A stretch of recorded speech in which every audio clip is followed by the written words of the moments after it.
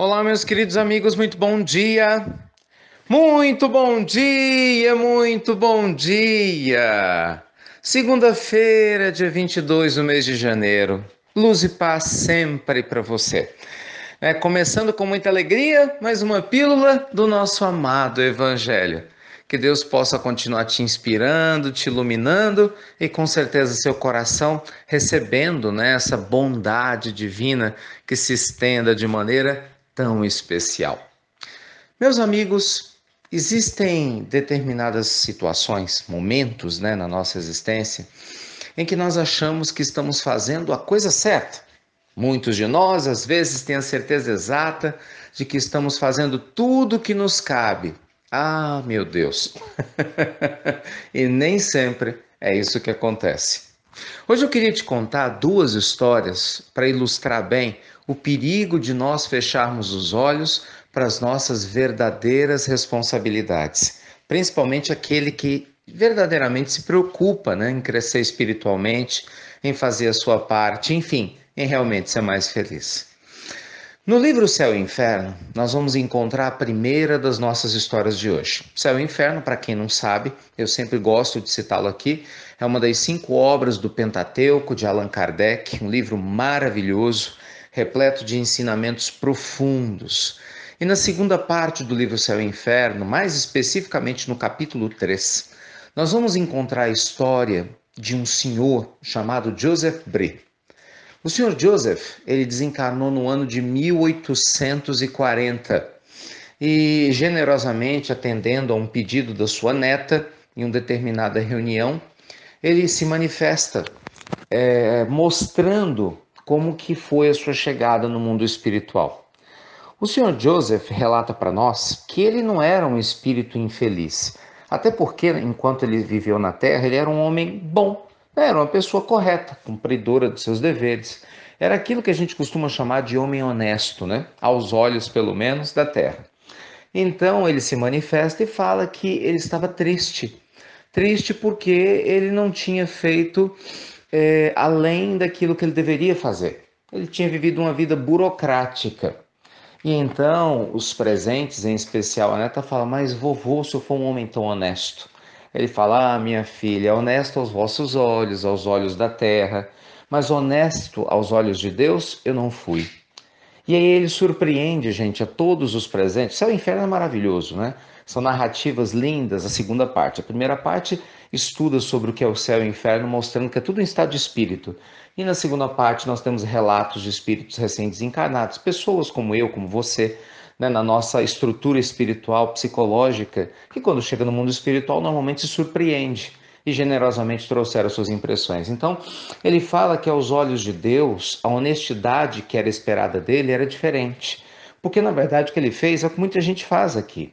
Ele cumpria os deveres do mundo, cumpria as leis, seguia as leis, mas não estava preocupado em ser bom.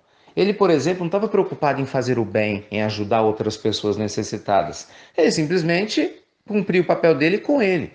Então ele vai falando que a honestidade perante Deus, que é o que ele descobriu no mundo espiritual, era ser um ser humano de bem, que espalhava luz, bondade, que realmente se importava com o outro, que era alguém que espalhava otimismo, era uma pessoa, essa pessoa honesta, perante Deus, uma pessoa, além de generosa e otimista, uma pessoa que fazia diferença sempre, onde quer que se encontrasse. Então ele vai trazendo uma série de relatos, surpreendendo a sua neta, que o conhecia, inclusive os outros presentes, com a resposta que a honestidade perante os homens é muito diferente da honestidade perante Deus. Perante Deus, a honestidade espiritual, emocional, é a honestidade do nosso ser. E aí? Segundo o seu Joseph Brie, ele não se considerava honesto. Será que nós somos honestos perante Deus ou estamos só simplesmente cumprindo o nosso papel aqui de maneira burocrática? Vamos lembrar a fala do Espírito de Verdade, que não fazer o mal por si só não necessariamente é fazer o bem. É necessário agir ativamente no campo do bem para se crescer em espírito. Mas a segunda história que mais nos chama a atenção diz respeito ao nosso amado Dr. Bezerra de Menezes, meus amigos. Dr. Bezerra também, assim que chega no mundo espiritual, ele é interpelado sobre como tinha sido a sua última existência. Para quem não conhece, acho que muitos aqui já estão acostumados a ouvir falar do Dr. Bezerra, um espírito maravilhoso, generoso, bondoso, dedicou sua vida aos pobres, né? Um homem ímpar que dispensa apresentações, né? Enviado pelo mundo maior para ajudar na disseminação da luz divina no Brasil, ali nos idos do século XIX, enfim. Dr. Bezerra merece todo o nosso carinho, né? E aliás, é um dos patronos espirituais, para quem não sabe, da nossa pílula do nosso amado Evangelho. Mas o próprio Dr. Bezerra relata, o Divaldo Franco, inclusive, numa conversa com ele, né, diz que ele mesmo pergunta ao Dr. Bezerra: doutor, o senhor, quando chegou no mundo espiritual, qual foi o seu maior arrependimento em relação à Terra? E aí o Divaldo se surpreende com a resposta do Dr. Bezerra, seguindo a mesma linha do Dr. Joseph Bré.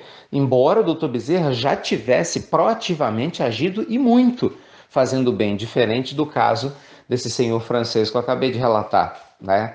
E aí o Dr. Bezerra fala: meu filho, meu maior arrependimento na Terra foi que eu também não cumpri além do que é a minha obrigação.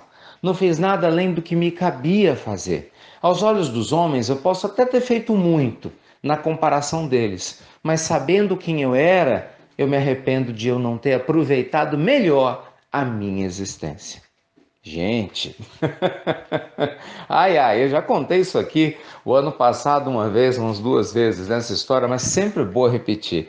Se o Dr. Bezerra, na sua grandeza espiritual, chega no mundo maior e se arrepende do que ele não fez, tendo feito o que ele fez, que nós, você que está me escutando agora na pílula, e eu, que nós vamos falar quando a gente chegar lá?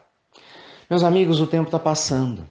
Assumir as nossas responsabilidades espirituais significa abrir os nossos olhos para aquilo que realmente importa aqui na Terra, né?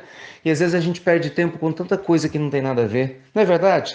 A gente usa o nosso tempo errado, tem gente que fica numa preguiça tremenda, sempre inventando desculpas para não fazer o bem. Pessoas que ficam apegadas a velhas mágoas, tristezas, que perdem a oportunidade de progredir, de caminhar, não só de ajudar o outro, mas de ajudar a si próprios. Pessoas que perdem tempo com vícios, perdem tempo com coisas materiais que são tão fugazes e passageiras. Aí chega a hora de voltar para casa, a gente chega lá, olha para trás com aquele arrependimento. Então, nossa pílula do nosso amado Evangelho de hoje te convida a refletir sobre o que você tem feito de bom aqui na Terra, que tem desfeito de bom, né? O que nós vamos levar quando a gente chegar para o mundo espiritual? Qual que está nas nossas mãos? Será que nós vamos chegar lá e falar que nós fizemos tudo aquilo que poderíamos ter feito? Ou será que a gente está aqui enrolando? Ai, meu Deus, tomara que não, né? Perdendo oportunidades preciosas de servir e de se melhorar. Gente, essa é uma resposta que só sua consciência pode se oferecer, tá bom? Aproveita seu dia, pensa nela para aproveitar muito melhor a sua semana. Duas histórias, uma só reflexão, ok? Hoje eu quero fazer um convite especial a vocês. Meu querido Hamilton Júnior está conosco novamente em Minas Gerais.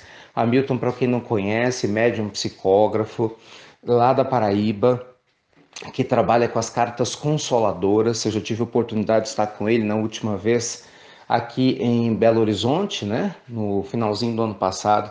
Presenciei a emoção, né, de mães que receberam cartas, de entes queridos, um trabalho magnífico, maravilhoso, incrível, né? Mostrando a presença da imortalidade, provando a imortalidade, né? Mães que nunca tiveram contato com ele e cartas repletas de detalhes, assinaturas, enfim, com todas as comprovações da vida após esse desencarne, mostrando que a gente tem sim que se preocupar com a imortalidade, né, meus amigos?